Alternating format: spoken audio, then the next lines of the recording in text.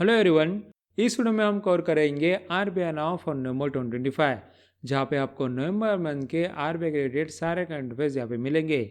ये वीडियो आपको regulatory exam, bank exam और इंश्योरेंस एग्जाम के लिए इंपॉर्टेंट रहेगा। उसके साथ मैं आपको बताना चाहता हूँ कि यहाँ पे इस वीडियो में हमने यहाँ पे उसे दो पार्ट में डिवाइड किया है।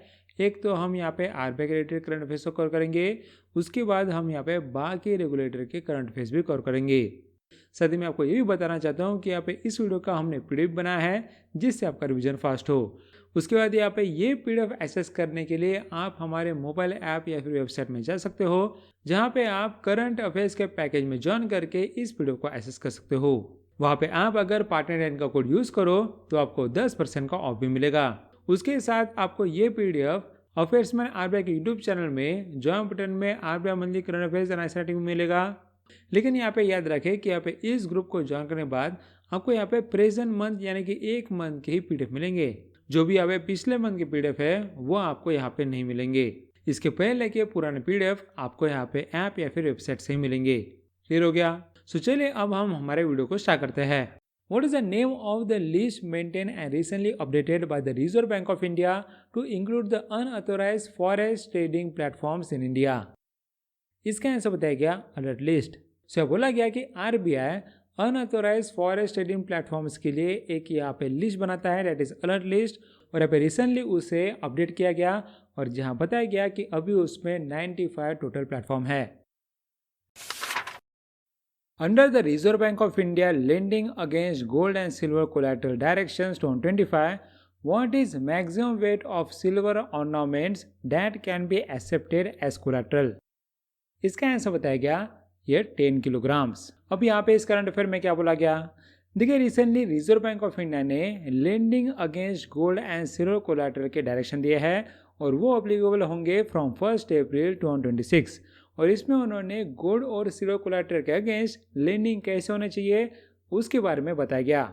साथ ही इसमें loan to value ratio range होते हैं बिटवीन 85% एंड 75%, और ये हम आपको आगे बताएंगे। अब यहाँ पे इस आरबीआई नोटिफिकेशन के हिसाब से आरबीआई यहाँ पे सिल्वर के अगेंस्ट लोन अलाउ कर रहा है फॉर द फर्स्ट टाइम। और इसमें एलिजिबल आइटम होंगे सिल्वर ज्वेलरी, सिल्वर ऑर्नामेंट्स और सिल्वर कॉइन्स। और यहाँ पे कौन से आइटम्स वहाँ पे नहीं है उसमें आते हैं सिल्वर बुलियंस दैट इज बार और ब्रिक्स। साथ ही यहाँ पे silver backed financial assets, for example mutual funds या फिर ETF। उसका बोला गया है कि यहाँ पे सिल्वर के लिए जो लोन फैसिलिटी रहेगी वो यहाँ पे बिल्कुल गोल्ड लोन फैसिलिटी जैसी रहेगी। जहाँ बताया गया कि इसमें एलिजिबल इंस्टीट्यूशंस रहेंगे the commercial banks, the small finance banks, उसके बाद regional rural banks, then urban and rural cooperative banks, उसके बाद NBFCs including housing finance companies. लेकिन यहाँ पे सिल्वर बुलियन या फिर सिल्वर बैड फाइनेंशियल एसेट्स के अगेंस्ट कोई भी लोन नहीं मिलेगा। साथ ही आगे बताया गया कि अब maximum silver ornament pledge limit कितनी है। सब बोला गया कि एक बोरर के लिए वो सिल्वर कोलैटरल रख सकता है अप टू 10 किलोग्राम्स, और यहाँ पे सिल्वर कॉइन रहे तो रख सकता है अप टू 500 ग्राम्स। लेकिन अगर गोल्ड की बात करें तो गोल्ड ऑर्नामेंट्स हम रख सकते हैं 1 किलोग्राम तक, और अगर गोल्ड कॉइन्स की बात करें तो वो रख सकते हैं अप टू 50 ग्राम्स तक। उसके साथ ये जानना बहुत जरूरी है कि ये जो लिमिट है वो सारे लोन्स के लिए रहेगी, यानी कि सारे लोन पकड़ के इतना ही आप यहाँ पे एज ए कोलैटरल रख सकते हो। उसके बाद यहाँ पे लोन टू वैल्यू रेशियो के बारे में बताया गया, जहाँ बोला गया कि अगर यहाँ पे सिल्वर की वैल्यू 2.5 लाख तक की है तो फिर मैक्सिमम आपको 85% तक का लोन मिलेगा। उसके बाद अगर यहाँ पे वैल्यू 2.5 लाख से 5 लाख तक है तो आपको 80% तक लोन मिलेगा। उसके बाद यहाँ पे 5 लाख से ज़्यादा आपकी वैल्यू है तो फिर आपको यहाँ पे 75% तक लोन मिलेगा। सो इसका एग्जाम्पल भी दिया गया कि अगर यहाँ पे सिल्वर की वैल्यू 1 लाख तक है तो आपको 85,000 का लोन मिलेगा। साथ ही आप बोला गया कि अगर आपकी सिल्वर की वैल्यू 7 लाख तक है तो फिर आपको 5.25 लाख तक का लोन मिलेगा। लेकिन हम यहाँ पे सिल्वर की वैल्यू कैसे निकालेंगे? सो देखिए, उसके लिए दो रेट आप निकाल सकते हैं। एक तो आप निकाल सकते हैं 30 day average closing price of the same purity, वो आपको मिलेगा from the India Boolean and jeweller association. उसके बाद यहाँ पे previous day closing price of the same purity, वो आपको मिलेगा from the India Boolean and jewellers association या फिर यहाँ पे सेबी रेगुलेटेड कम्युनिटी एक्सचेंज। सो जो भी इन दोनों में से कम रेट रहेगा वो आपको लेना पड़ेगा। उसके साथ बताया गया कि अगर यहाँ पे ऑर्नामेंट में जेम्स या फिर स्टोन्स है तो उसका वैल्यूएशन इसमें कंसिडर नहीं किया जाएगा। इसका मतलब यह है कि अगर सिल्वर में अगर यहाँ पे बहुत ही प्रीशियस 1 करोड़ का जेम भी है तो भी हम उसकी वैल्यू नहीं लेंगे, हम यहाँ पे सिल्वर के बेसिस पे ही आपको लोन देंगे। नेक्स्ट यहाँ पे ये बताया गया कि जब यहाँ पे बोरोवर पूरा अमाउंट पे करता है तब उसके ऑर्नामेंट्स यहाँ पे 7 दिन के अंदर रिलीज होने चाहिए, लेकिन अगर वो नहीं हुए तो यहाँ पे हर दिन के 5,000 यहाँ पे बोरोवर को पे किए जाएंगे। साथ ही बोला गया कि अगर यहाँ पे बोरोवर अपना लोन पे नहीं करता है या फिर डिफॉल्ट होता है तो फिर यहाँ पे लेंडर के पास पूरा राइट है कि वो यहाँ पे प्लेस सिल्वर को ऑक्शन में डाले। साथ ही उस वक्त यहाँ पे बोरोवर को प्रायर नोटिस देना बहुत जरूरी है, लेकिन अगर बोरोवर ट्रेस में ना आए तो फिर आप पब्लिक नोटिस भी इशू कर सकते हैं। उसके बाद बोला गया कि यहाँ पे ऑक्शन शुरू होने के लिए 1 महीने का वेटिंग पीरियड होना चाहिए और यहाँ पे फर्स्ट ऑक्शन में रिजर्व प्राइस होनी चाहिए at least 90% of the current silver value. अगर उतनी या फिर उससे ज़्यादा अमाउंट मिली तो यहाँ पे ऑक्शन सक्सेसफुल माना जाएगा, लेकिन अगर उतनी वैल्यू नहीं मिली और यहाँ पे ऐसे 2 फेड ऑक्शन चले गए तो फिर आप reserve price minimum 85% of the current value रख सकते हो। क्लियर हो गया आपको? इतना था इस कन्फर्म में। How much did the India's foreign currency reserve decline in October according to the latest reported data? इसका आंसर बताया गया 4.6 बिलियन। अब यहाँ पे इस करंट अफेयर में क्या बोला गया? देखिए, रिजर्व बैंक ऑफ इंडिया ने रिसेंटली फॉरेक्स रिजर्व के बारे में कुछ इंफॉर्मेशन दी, जहाँ उसने बोला कि फॉरेक्स रिजर्व रिसेंटली हमारे डिक्लाइन हुए हैं बाय 4.6 बिलियन और यहाँ पे 31 अक्टूबर में हमारे फॉरेक्स रिजर्व है 689.73 बिलियन और ये सेकंड कॉन्सेक्यूटिव वीकली डिक्लाइन है, जो एक कंसर्निंग बात है। अब यहाँ पे फॉरेक्स रिजर्व की बात करें तो इसमें अलग अलग कंपोनेंट होते हैं। सबसे पहला कंपोनेंट है फॉरेन करेंसी एसेट। ये होता है लार्जेस्ट कंपोनेंट जिसमें अलग अलग करेंसीज इन्वॉल्व होती है, for example USD, then euro, pound, yen वगैरह। और यहाँ पे आरबीआई ने ये बताया कि इसकी वैल्यू 1.9 बिलियन से गिर गई है। साथ ही बोला गया कि इसका रीजन है कि यूएसडी के against exchange rate movement impact हुए हैं। उसके बाद पे नेक्स्ट कंपोनेंट है गोल्ड रिजर्व, जहां बताया गया कि उसकी वैल्यू भी 3.8 बिलियन से गिर गई है। इसका रीजन है कि पे गोल्ड रिजर्व्स की वैल्यू ही ऑलरेडी गिरी है। साथ ही आपको बताना चाहिए कि रिसेंटली हमने गोल्ड माइलस्टोन भी अचीव किया था, क्योंकि हमारे गोल्ड रिजर्व $100 बिलियन को क्रॉस किए थे in the early of the October. उसके बाद यहाँ पे थर्ड कंपोनेंट है स्पेशल ड्रॉइंग राइट्स, जो यहाँ पे IMF का रिजर्व एसेट है। वो भी यहाँ पे रिसेंटली डिक्लाइन हुई है बाय $90 मिलियन। उसके बाद यहाँ पे IMF का रिजर्व पोजीशन का भी चेंज है, वो भी एक कंपोनेंट है of the foreign exchange reserves, so वो इंक्रीज हुआ है बाय 6.4 मिलियन। लेकिन आप सोच रहे होंगे कि यहाँ पे स्पेशल ड्रॉइंग राइट जो यहाँ पे IMF का रिजर्व एसेट है और यहाँ पे IMF के रिजर्व पोजीशन में डिफरेंस क्या है? सो देखो, IMF का रिजर्व पोजीशन मतलब यहाँ पे जो कंट्री जितना IMF में डिपोजिट करती है वो उसका रिजर्व पोजीशन होता है, और यहाँ पे स्पेशल ड्रॉइंग राइट्स मतलब ये यहाँ पे एक एक्स्ट्रा इंटरनेशनल रिजर्व होता है जो IMF क्रिएट करता है। क्लियर हो गया? इतना ही था इस कन्फर्म में। Which Indian fintech company has received approval from the Reserve Bank of India under the Payment and Settlement System Act 2007 to operate as a full service payment aggregator? इसका answer बताया गया Easebuzz. So recently Easebuzz को RBI ने payment and settlement system act के under as a payment aggregator operate करने के लिए licence दे दिया। The Reserve Bank of India granted the post facto approval to 1729 Capital and FPI for increasing its stake to 7.14% in which Indian Small Finance Bank?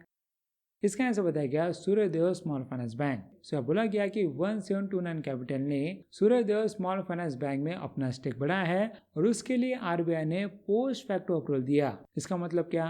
इसका मतलब यहाँ पे acquisition तो हो गया है और उसके बाद हम ऑथराइजेशन ग्रांट कर रहे हैं। As per the RBI's payment system report, digital transaction in India have increased how many times in volume over the last 10 years? इसका आंसर बताया गया 38 टाइम्स। अब यहाँ पे इस करंट अफेयर में क्या बोला गया? देखिए, रिजर्व बैंक ऑफ इंडिया ने सेकंड एडिशन निकाला है of the payment system report और यहाँ पे यह बताया गया कि यहाँ पे वैल्यूम इंक्रीज हुआ है 38 गुना से और यहाँ पे वैल्यू इंक्रीज हुआ है 3 टाइम्स से ओवर द लास्ट 10 years। साथ ही इसमें कुछ डिटेल दिए गए, जहाँ बोला गया कि डिजिटल पेमेंट का जो शेयर है वो है अबाउट 99.7% ऑफ द वॉल्यूम और अबाउट 95.7% ऑफ द वैल्यू। साथ ही इसमें कुछ और इन्फॉर्मेशन दी गई, डेट इज टोटल ट्रांजैक्शन, उसके बाद शेयर ऑफ डिजिटल पेमेंट्स, और यहाँ पे इसमें मोस्ट प्रिफर्ड मोड है यूनिफाइड पेमेंट इंटरफेस। लेकिन यहाँ पे इसका शेयर देखो 2025 के फर्स्ट हाफ में टोटल ट्रांजैक्शन वॉल्यूम में उसका शेयर तो बहुत अच्छा है, दैट इज 85%, लेकिन वैल्यू में वो बस है 9%, जिसमें यहाँ पे उसकी वैल्यू भी दी है। लेकिन यहाँ पे ट्रांजैक्शन वैल्यू में सबसे आगे कौन है, तो उसमें आता है RTGS, that is real time gross settlement, और उसका वैल्यूम में वो बहुत पीछे होगा, that is 0.1% of the transaction volume. उसके बाद यहाँ पे और कुछ इन्फॉर्मेशन दी है about the active payment cards, जिसमें क्रेडिट कार्ड कितने हैं और डेबिट कार्ड कितने हैं। उसके बाद प्रीपेड पेमेंट इंस्ट्रूमेंट के वॉल्यूम कितने हैं, देन अब प्रीपेड पेमेंट इंस्ट्रूमेंट की वैल्यू क्या है। उसके बाद भारत बिल पेमेंट सिस्टम की वॉल्यूम क्या है, देन अब इमीडिएट पेमेंट सर्विस की वॉल्यूम क्या है। साथ ही यहाँ पे नेशनल इलेक्ट्रॉनिक फंड ट्रांसफर की वॉल्यूम क्या है। इसमें यहाँ पे ध्यान दीजिए कि एनईएफटी की वॉल्यूम 262.2 करोड़ से 926.8 करोड़ हो गई है, यानी कि 3 गुना से भी ज्यादा। उसके बाद यहाँ पे इसकी वैल्यू की बात करें तो वो भी डबल हो गई। देन यहाँ पे गवर्नमेंट सिक्योरिटीज की बात करें तो फिर यहाँ पे उसका भी वैल्यू और वॉल्यूम इंक्रीज हुआ।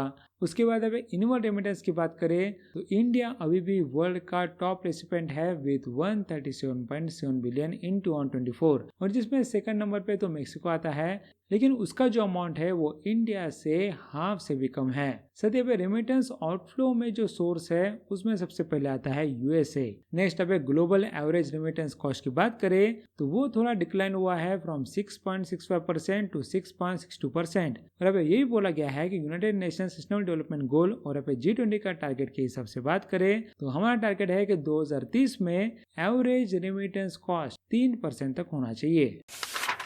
Under the Banking Laws Amendment Act on 25, effective from November 1st on 25, customers can now nominate how many persons for their bank accounts and financial assets.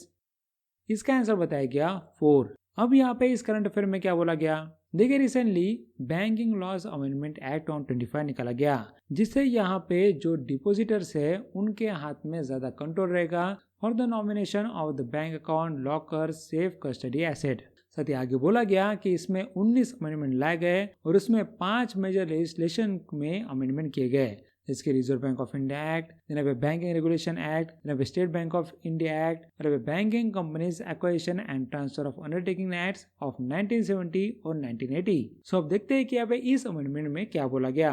देखिए यहाँ बोला गया कि यहाँ पे कोई एक बंदा मल्टीपल नॉमिनेशन यानी कि 4 नॉमिनेशन पर अकाउंट या फिर एसेट के लिए दे सकता है, और उसके लिए नॉमिनेशन के 2 टाइप है। एक है यहाँ पे साइमल्टेनियस नॉमिनेशन यानी कि एक ही साथ सबको नॉमिनेट करना, और अब दूसरा है सक्सेसफुल नॉमिनेशन यानी कि अब एक के बाद एक नॉमिनेट करना। सो देखो यहाँ पे साइमल्टेनियस नॉमिनेशन में क्या होता है कि यहाँ पे 4 नॉमिनी एक ही साथ ऐड होते हैं, और यहाँ पे डिपोजिटर अजाइन करेगा कि यहाँ पे हर एक को कितना शेयर मिलेगा, लेकिन यहाँ पे सबका शेयर मिला के 100% होना चाहिए। सो फॉर एग्जांपल यहाँ पे पर्सन 1 के लिए शेयर दिया गया है 50%, उसके बाद पर्सन 2 के लिए 30% और यहाँ पे पर्सन 3 के लिए 20%। ज़्यादा क्लियर है। उसके बाद यहाँ पे सक्सेसफुल नॉमिनेशन की बात करें तो इसमें भी 4 नॉमिनी लगा सकते हैं, लेकिन एक ऑर्डर पे, यानी कि यहाँ पे एक नॉमिनी मरने के बाद ही दूसरे नॉमिनी का नंबर आएगा। तो फॉर एग्जांपल अब पर्सन 1 पहले नॉमिनी रहेगा, अगर वो मर गया तो फिर पर्सन 2 नॉमिनी हो जाएगा, और अगर पर्सन 2 भी मर गया तो पर्सन 3 नॉमिनी हो जाएगा। तो इस तरह से यहाँ पे 4 नॉमिनी ला सकते हैं। लेकिन यहाँ पे यही बताया गया कि जो लॉकर्स या फिर सेफ कस्टडी आर्टिकल्स होते हैं उनके लिए नॉमिनेशन सक्सेसिव होगा, क्योंकि वो साइमल्टेनियस नहीं हो सकता। फॉर एग्जांपल लॉकर के लिए सब लोगों को एक साथ यहाँ पे वो दे नहीं सकते। According to the RBI census, the USA and which other country together accounted for the 1/3 of the FDI inflows to India during financial year 2025? इसका आंसर बताया गया सिंगापुर। अब यहाँ पे इस करंट अफेयर में क्या बोला गया, देखिए यहाँ बोला गया कि रिजर्व बैंक ऑफ इंडिया ने एक foreign liabilities and asset census निकाला था, और वहां पे उसने ये बोला कि जो भी इंडिया में एफडीआई आ रहा है उसमें से 1/3 एफडीआई तो यूएसए और सिंगापुर से ही आ रहा है। साथ ही बोला गया कि यहाँ पे जो डायरेक्ट इन्वेस्टमेंट आ रहा है वो मोस्टली अनलिस्टेड कंपनीज को जा रहा है। जहाँ पे और बताया गया कि नॉन फाइनेंशियल कंपनीज में ज़्यादा एफडीआई इक्विटी भी आ रहा है। उसके बाद पिछले साल 68,75,931 करोड़ का एफडीआई आया था और उसमें टॉप एफडीआई सोर्सेज की बात करें तो फर्स्ट था यूएसए, देन सिंगापुर, उसके बाद मॉरिशस, यूनाइटेड किंगडम और यहाँ पे नीदरलैंड्स। आगे हम यहाँ पे टोटल ओवरसीज डायरेक्ट इन्वेस्टमेंट की बात करते हैं, यानी कि यहाँ पे इंडिया के बाहर कितना एफडीआई गया। सो वो गया है 11,66,790 करोड़ और उसका भी टॉप डेस्टिनेशन था सिंगापुर, उसके बाद यूएसए, इन यूके और यहाँ पे नीदरलैंड्स। और यहाँ पे इंडिया में एफडीआई की बात करें तो यहाँ पे उसमें सबसे ज्यादा इन्वेस्टमेंट मार्केट वैल्यू पे मैन्युफैक्चरिंग सेक्टर में हुआ था और यहाँ पे फेस वैल्यू पे भी मैन्युफैक्चरिंग सेक्टर में हुआ। फेस वैल्यू का मतलब होता है कि जिस प्राइस पे आप शेयर खरीदते हो। फॉर एग्जाम्पल मैंने अगर 100 रुपीज़ में कोई शेयर खरीदा तो वो मेरे लिए फेस वैल्यू हो गई और आगे जाके 1 साल के बाद उसकी वैल्यू 140 हो गई तो फिर तब उसकी मार्केट वैल्यू रहेगी 140। क्लियर हो गया। उसके बाद यह बोला गया है कि सेकंड लार्जेस्ट सेक्टर था obviously service sector. The Reserve Bank of India recently launched the 3 key surveys for monetary policy inputs. The Inflation Expectation Survey of Households is conducted across how many major Indian cities? इसका answer बताया गया 19 major Indian cities. अब यहाँ पे इस current affair में क्या बोला गया, देखिए ये मैंने आपको बहुत बार बताया है कि अब रिजर्व बैंक ऑफ इंडिया 3 सर्वे करता है। It is inflation expectation survey of house hold, यहाँ पे रूरल कंज्यूमर कॉन्फिडेंस सर्वे और यहाँ पे अर्बन कंज्यूमर कॉन्फिडेंस सर्वे। अब यहाँ पे हम एक एक सर्वे को देखते हैं। सबसे पहले inflation expectation survey of household, ये कैप्चर करता है हाउस होल्ड के subject to assessment on price movement and inflation.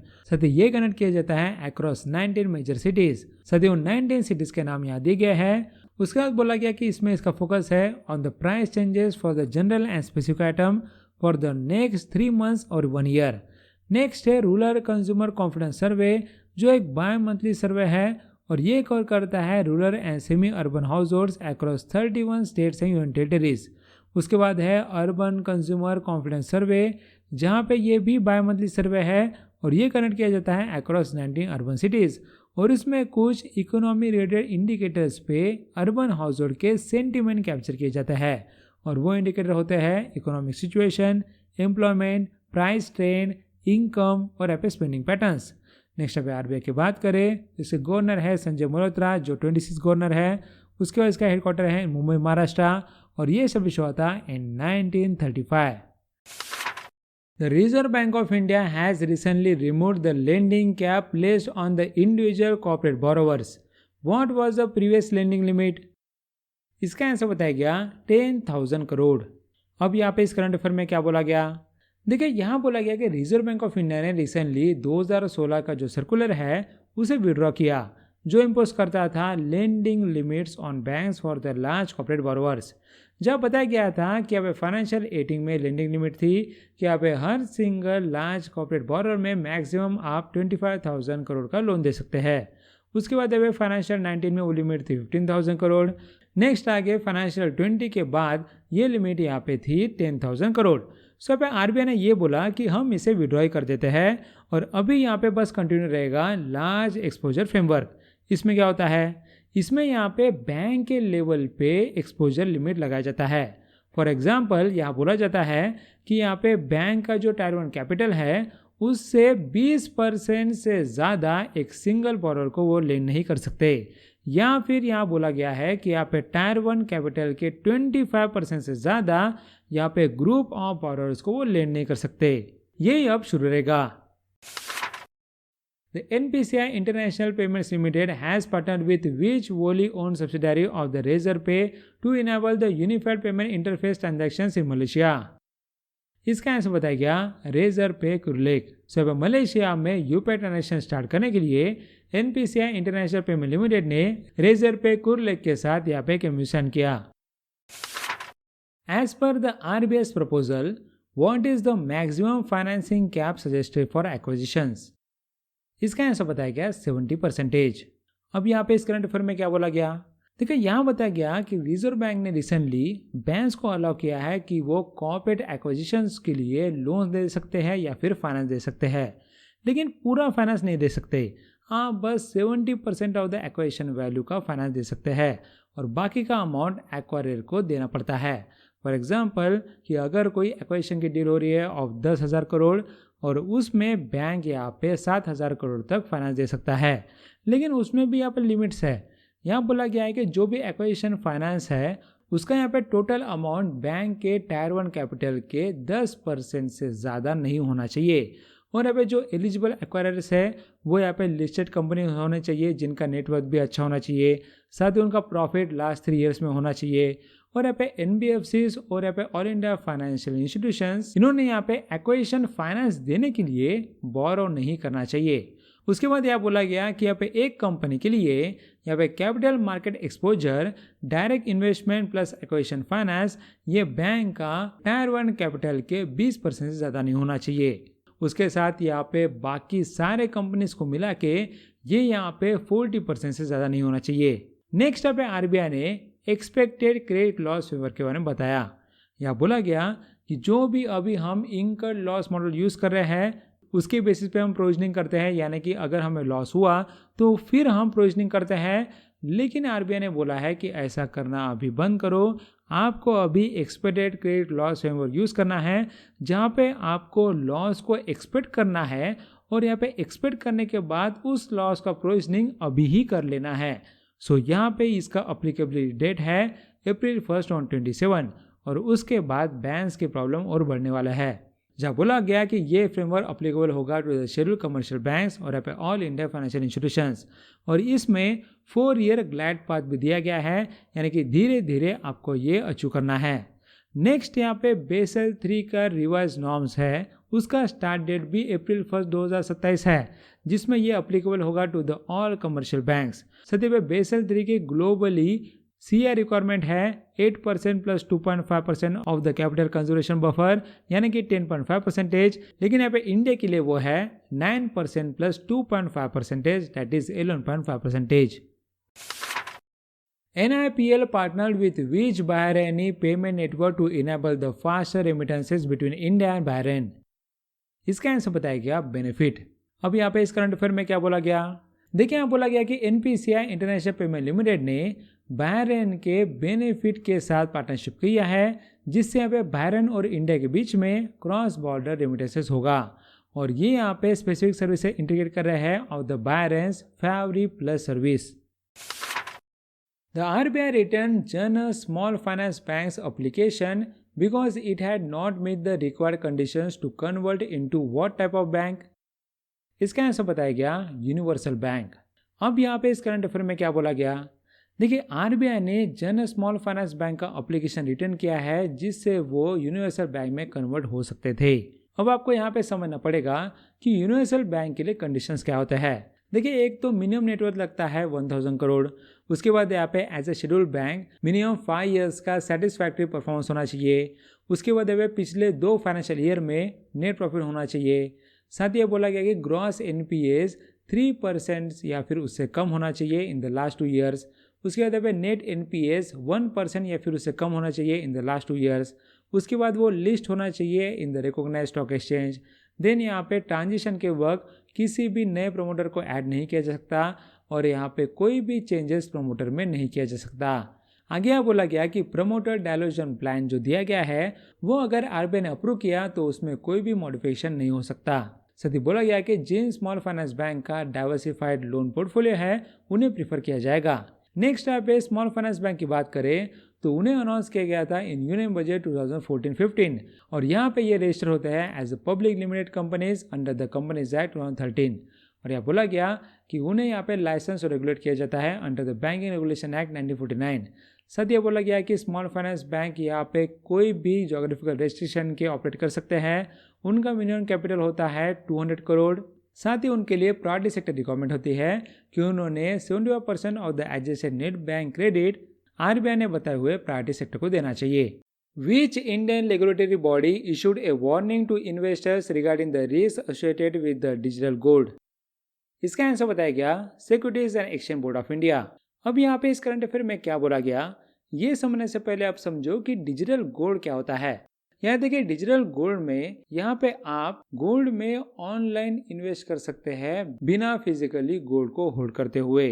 साथ ही बोला गया कि इसमें आप इन्वेस्टमेंट ऑनलाइन प्लेटफॉर्म, ऐप्स या फिर फिनटेक कंपनी के थ्रू कर सकते हैं। और आप बड़ी मिनिमम अमाउंट से स्टार्ट कर सकते हैं, डेट इज़ फ्रॉम ₹10 या फिर 100, यानी कि उसका कोई लिमिट नहीं है, आप कितना भी अमाउंट वहाँ पे डाल सकते हैं। रिलायंस ने यहाँ पे स्टार्टिंग में ₹1 के लिए भी स्टार्ट किया था। उसके बाद यहाँ ये बोला गया है कि यहाँ पे इन्वेस्टर जब इन्वेस्ट करता है तो उसे डिजिटल सर्टिफिकेट या फिर ऑनलाइन रिकॉर्ड मिलता है ऑफ ओनरशिप। सो इसका मतलब ये है कि यहाँ पे इक्विवेलेंट फिजिकल गोल्ड कहीं पे स्टोर है इन सेफ वॉलेट्स, और यहाँ पे प्लेटफॉर्म उसके अगेंस्ट आपको ऑनलाइन सर्टिफिकेट दे रहा है। इसका मतलब कि आपका पास फिजिकल गोल्ड नहीं है, लेकिन अगर आप रिडीम करना चाहते हो और फिजिकल गोल्ड लेना चाहते हो तो वो आप कर सकते हो।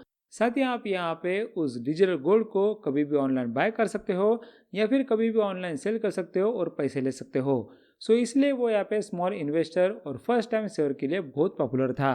उसके रीज़न बहुत अलग अलग थे, क्योंकि यहाँ पे वो सिंपल था टू यूज़। उसके बाद यहाँ पे आप कितना भी अमाउंट इन्वेस्ट कर सकते हो। साथ ही यहाँ पे उसमें इंस्टेंट लिक्विडिटी थी, यानी कि आप कभी भी विड्रॉ करके पैसा ले सकते हो। और यहाँ पे गोल्ड को हम इन्फ्लेशन के अगेंस्ट हेज करते हैं, यानी कि इन्फ्लेशन चाहे बढ़ते रहता है तो उसके साथ गोल्ड की वैल्यू बढ़ती है, तो फिर हमारे एसेट भी वैसे ही बढ़ते हैं। सो इस तरह से हम यहाँ पे गोल्ड को हेज करते हैं अगेंस्ट इन्फ्लेशन। लेकिन यहाँ पे रिसेंटली सेबी ने ये बोला है कि हम डिजिटल गोल्ड को रिकॉग्नाइज नहीं करते हैं एज एन सिक्योरिटी, और वो सेबी के रेगुलेशन से बाहर है। इसका मतलब दो चीज़ कि अब डिजिटल गोल्ड सेबी रेगुलेट नहीं करता और वो इसे एज ए सिक्योरिटी ट्रीट नहीं करता। सो इसका मतलब ये हो गया है कि जो प्लेटफॉर्म जहाँ पे आप डिजिटल गोल्ड इन्वेस्ट करते हो वो अगर शट डाउन हो गया तो फिर इन्वेस्टर के पास कोई भी लीगल प्रोटेक्शन नहीं रहेगा। साथ ही ऐसा भी हो सकता है कि वे प्लेटफॉर्म कोई भी फिजिकल गोल्ड मेंटेन ना करे, इसकी वजह से डिफॉल्ट या फिर फ्रॉड रिस्क बढ़ सकता है। उसके साथ यहाँ पे सेबी ने रिसेंटली कुछ डायरेक्शन बताया है। उसने बोला है कि यहाँ पे रजिस्टर्ड इन्वेस्टमेंट एडवाइजर ने डिजिटल गोल्ड को रिकमेंडेशन नहीं करना चाहिए। साथ ही यहाँ पे रिसर्च एनालिस्ट ने भी यहाँ पे डिजिटल गोल्ड को प्रमोट नहीं करना चाहिए। सो क्या हम बोल सकते हैं कि डिजिटल गोल्ड इलीगल है? नहीं, देखो, डिजिटल गोल्ड इलीगल नहीं है, बस वो अनरेगुलेटेड है, जिसकी वजह से वो रिस्की है। सत्य पे बहुत सारे प्लेटफॉर्म में ट्रांसपेरेंट ऑडिट नहीं होते, जिसकी वजह से हमें पता नहीं चलता कि यहाँ पे उनके पास एक्चुअल फिजिकल गोल्ड है या नहीं। सो यहाँ पे रिडेम्पशन एंड डिलीवरी रिस्क होता है। इसलिए यहाँ पे सेबी ने बोला कि आप वहाँ पे इन्वेस्ट करने की बजाय यहाँ पे रिकॉग्नाइज अल्टरनेटिव में इन्वेस्ट करो, फॉर एग्जाम्पल गोल्ड ETFs, उसके बाद सोवरेन गोल्ड बॉन्ड्स या फिर इलेक्ट्रॉनिक गोल्ड रिसिप्ट्स। अब यहाँ पे ये क्या है? देखिए, गोल्ड एक्सचेंज ट्रेडेड फंड्स में यहाँ पे आप स्टॉक एक्सचेंजेस में ट्रेड कर सकते हो, और अब जो भी इन्वेस्टमेंट आप करते हो उसके लिए फिजिकल गोल्ड बैक्ड होता है। साथ ही यहाँ पे नेक्स्ट है सोवरेन गोल्ड बॉन्ड्स, जो है गवर्नमेंट ऑफ इंडिया इशू करता है विद फिक्स इंटरेस्ट। उसके बाद यहाँ पे इलेक्ट्रॉनिक गोल्ड रिसिप्ट्स है, जहाँ पे आपको SEBI regulated digital gold ownership मिलता है और वो आप एक्सचेंजेस में ट्रेड कर सकते हो। सो क्लियर हो गया? इतना था इस कंफर्म में। The SEBI has introduced reforms to the Nifty Bank Index under the non-benchmark indices norms. As per the new regulation, what is the minimum number of constituent stocks required in the index? इसका answer बताया गया 14। अब यहाँ पे इस current affair में क्या बोला गया, ये समझने से पहले मैं आपको थोड़े कंसेप्ट समझाना चाहता हूँ। देखिए, एक बेंचमार्क इंडेक्स होता है जो यहाँ पे पूरे मार्केट को रिप्रेजेंट करता है, लेकिन कुछ नॉन बेंचमार्क इंडेक्स होते हैं जो यहाँ पे मार्केट को रिप्रेजेंट नहीं करते, बल्कि वो स्पेसिफिक सेक्टर को रिप्रेजेंट करते हैं और उस पर ही फोकस करते हैं। फॉर एग्जांपल, अगर हम बैंक की बात करें तो उसमें होता है बैंक निफ्टी या फिर बैंक एक्स। साथ ही यहाँ पे फाइनेंशियल मार्केट की बात करें तो उसमें होता है फिन निफ्टी। सो इस तरह के नॉन बेंचमार्क इंडेक्सेस होते हैं। सो उसके बारे में हम यहाँ पे बात करने वाले हैं। साथ ही यहाँ पे इंडेक्स होता क्या है? देखिए, इंडेक्स जो होता है वो एक तरह का बास्केट होता है जिसमें अलग अलग कंपनी के स्टॉक होते हैं। सो यहाँ पे पहले का रूल ये बोलता था कि आपके पास मैक्सिमम 12 कंपनी के स्टॉक होने चाहिए। सो एग्जांपल, यहाँ पे बैंक का इंडेक्स है तो उसमें 12 बैंक्स है, और उस बैंक्स में से ऐसे सोचो कि SBI बैंक है जिसका शेयर 33% है। सो अब यहाँ पे ये सोचो कि अगर SBI का स्टॉक मार्केट में प्राइस गिर गया तो इंडेक्स की वैल्यू भी गिर जाएगी, और यहाँ पे ये बहुत ज़्यादा गिर जाएगी क्योंकि SBI का जो शेयर है वो सबसे ज़्यादा है, राइट। सो ये नहीं होना चाहिए। सो इसलिए यहाँ पे सेबी ने नए रूल्स निकाले। सो चलिए देखते हैं यहाँ पे इस करंट अफेयर में क्या बोला गया।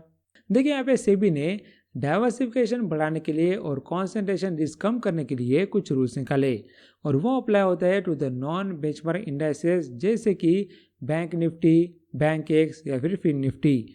यहाँ उन्होंने ये बोला कि जो पहले बस हम 12 स्टॉक्स लेते हैं या फिर 12 कॉन्स्टिट्यूएंट्स लेते थे वो अब हम बढ़ा देंगे टू द मिनिमम 14 कॉन्स्टिट्यूएंट्स, यानी कि उससे ज़्यादा भी कर सकते हैं लेकिन इससे कम नहीं हो सकते। साथ ही बोला गया कि जो उसका टॉप स्टॉक होता है या फिर टॉप कॉन्स्टिट्यूएंट होता है उसका वेट होना चाहिए मैक्सिमम 20%, इसके पहले वो था 33%। साथ ही बोला गया कि यहाँ पे जो टॉप 3 कॉन्स्टिट्यूएंट होते हैं उसका मैक्सिमम वेट होना चाहिए 45%, जो पहले था 62%। उसके बाद जो बाकी के कॉन्स्टिट्यूएंट होते हैं उसका जो वेट होगा वो यहाँ पे डिसेंडिंग ऑर्डर में आना चाहिए। लेकिन ये हमें इम्प्लीमेंट कब तक करना है? देखिए यहाँ बोला गया कि बैंक एक्स और फिन निफ्टी को ये इम्प्लीमेंट करना है बाय 31 दिसंबर 2025 और बैंक निफ्टी को ये यहाँ पे फेज वाइज इम्प्लीमेंटेशन करना है और द 4 मंथली इंटरवल्स, और जिसका फाइनल डेडलाइन है 31 मार्च 2026। साथ ही यहाँ पे नॉन बेंचमार्क इंडेक्स के बारे में मैंने आपको बताया था कि ये यहाँ पे पूरे मार्केट को रिप्रेजेंट नहीं करते बल्कि ये स्पेसिफिक सेक्टर को रिप्रेजेंट करते हैं जैसे कि बैंकिंग, फाइनेंशियल सर्विसेज या फिर मिड कैप कंपनीज। उसके बाद यहाँ पे बैंक निफ्टी कॉन्स्टिट्यूएंट की बात करें तो इसमें अभी भी 12 बैंक है। क्लियर हो गया आज तक? उसके बाद लास्ट में सेबी की बात करें तो सेबी के चेयरमैन है तुहिन कांता पांडे और इसका हेडक्वार्टर है इन मुंबई महाराष्ट्र, जो यहाँ पे एस्टेब्लिश हुआ था इन 1988। The SEBI has extended the timeline for qualified stockbrokers to enable which optional settlement cycle in the Indian securities market? इसका आंसर बताया गया T+0। अब यहाँ पे इस करंट अफेयर में क्या बोला गया? देखिए securities and exchange board of India ने ये बोला कि यहाँ पे इक्विटी कैश मार्केट में T+0 रोलिंग सेटलमेंट साइकिल यहाँ पे स्टार्ट होगा, जो यहाँ पे ऑप्शनल किया जाएगा बल्कि वो मैंडेटरी नहीं है। लेकिन अभी यहाँ पे ऑलरेडी हमारा T+1 सेटलमेंट साइकिल है, यानी कि हमारा सेटलमेंट यहाँ पे एक दिन बाद होता है और हमें ये रोलिंग सेटलमेंट स्टार्ट करना है, डेट इज T+0, यानी कि उसी दिन सेटलमेंट होगा। SVCL which signed a contribution agreement with InSpace to support India's space startup ecosystem is a wholly owned subsidiary of which Indian financial institution? इसका answer बताया गया सिडबी। अब यहाँ पे इस करंट अफेयर में क्या बोला गया? देखिए यहाँ बोला गया यहाँ पे Indian national space promotion and authorization centre, उसके बाद यहाँ पे small industrial development bank of the India venture capital limited that is SVCL, इन दोनों ने एक एग्रीमेंट साइन किया। और यहाँ पे एग्रीमेंट किसके लिए था? एग्रीमेंट था for the in space SIDBI space venture fund, जो यहाँ पे PM मोदी जी ने लॉन्च किया था इन अक्टूबर 2024 और यहाँ पे इसमें SVCL को फंड मैनेजर अपॉइंट किया गया। और इस फंड की खासियत ये है कि ये इंडिया का पहला government back venture capital fund है और यह बोला गया कि ये डिप्लॉय किया गया है फॉर 5 years, 2025 से 2030 तक, और इसमें हर स्टार्टअप्स को ₹10 करोड़ से 60 करोड़ मिलेगा, जहाँ पे हम अलग अलग ग्रोथ स्टेजेस के 40 स्टार्टअप्स को सपोर्ट करेंगे। साथ ही यहाँ पे इसमें हर साल की फंडिंग अभी ही फिक्स कर दी गई है। जब फाइनेंशियल 26 के लिए है 150 करोड़, देन यहाँ पे अगले साल के है 250, उसके अगले 2 साल के लिए भी 250 और यहाँ पे लास्ट ईयर के लिए 100 करोड़। और यहाँ पे ये बोला गया है कि ये अलाइन करता है with the Indian space policy 2023। Last में यहाँ पे इन स्पेस की बात करें तो उसके चेयरमैन है हिल डॉक्टर पवन कुमार गोयनका। उसके बाद इसका हेडक्वार्टर है इन अहमदाबाद गुजरात और ये एस्टेब्लिश हुआ था इन 2020। The NAFID, which is said to transform into the global infrastructure bank, was established under an act passed in which year? इसका आंसर बताया गया 2021। अब यहाँ पे इस करंट अफेयर में क्या बोला गया? देखिए यहाँ बोला गया कि इंडिया प्लान कर रहा है कि नाफिड को एक ग्लोबल फाइनेंशियल इंस्टीट्यूशन बनाए। सर यहाँ पे उसका नया नाम आएगा इंफ्रास्ट्रक्चर डेवलपमेंट बैंक और ये अलाइन करेगा with the global pairs like the Asian development bank और यहाँ पे इंटरनेशनल फाइनेंस कॉर्पोरेशन। और अपन नाफिड की बात करें तो उसका फुल फॉर्म है national bank for financing infrastructure and development और ये एस्टेब्लिश हुआ है अंडर द 2021 एक्ट। साथ ही बोला गया कि ये निकाला गया है for the infrastructure financing in India, जहाँ पे ये 100% गवर्नमेंट ऑफ इंडिया इसे ओन करती है और ये क्लासिफाइड है as the all India financial institution under the RBI act 1934। सो ये था हमारा नवंबर मंथ का RBI नाउ। आई होप इससे आपको नवंबर मंथ के RBI करंट अफेयर में कॉन्फिडेंस आ गया होगा अब यहाँ पे ये PDF आप कैसे एक्सेस कर सकते हो?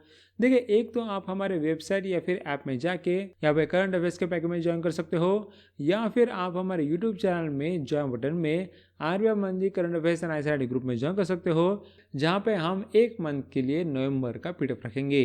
सो क्लियर हो गया? Thanks for watching and meet you in next video.